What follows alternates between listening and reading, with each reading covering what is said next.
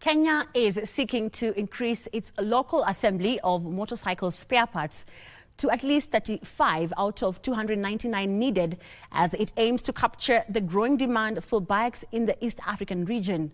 Honda Kenya Chair Dr. Isaac Kalua says this will allow the automaker shift its focus on more environmental friendly options. Honda is also seeking to increase its market share from the current 40% to 50%. The motorcycle sector has got much more capacity to do that.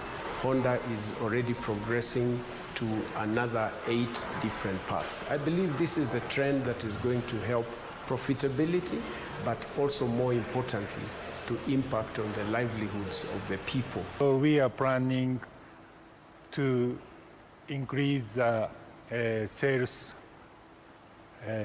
volume of actual